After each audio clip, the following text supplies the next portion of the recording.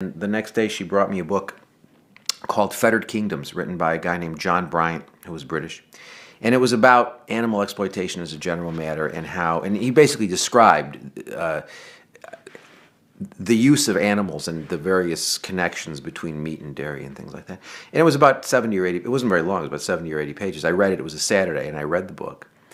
And I haven't eaten a dairy product since then. It became clear to me that veganism had to be the moral baseline of anything that was going to call itself an animal rights movement. And it became clear very quickly.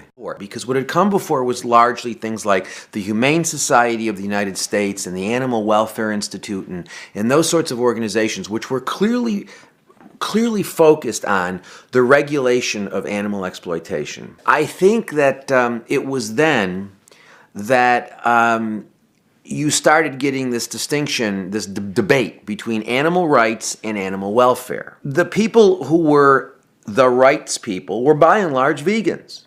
They got it. They understood that if animals have real moral significance, if animals have rights, if they have a right not to be treated as our commodities, well, then that logically implies we can't eat them, we can't wear them. I mean, whatever else it implies, it implies you can't eat them, you can't wear them, you can't use them for various purposes. And so the rights people got that, by and large. The welfare people didn't. A number of people focus on the idea of feeling pain. They talk about sentience in terms of whether an animal can suffer. More and more I'm avoiding that. And the reason is I think that people are so concerned about suffering that they tend to lead activism into a welfare position.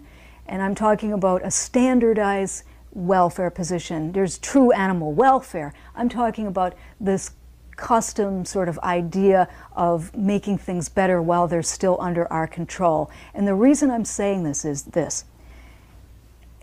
Our point as animal advocates is not about reducing pain, reducing suffering to the greatest extent so that maybe we can wipe out pain and suffering. That shouldn't be the point. Nature bestowed pain on natural animals so that they would be able to thrive, to survive, to live on.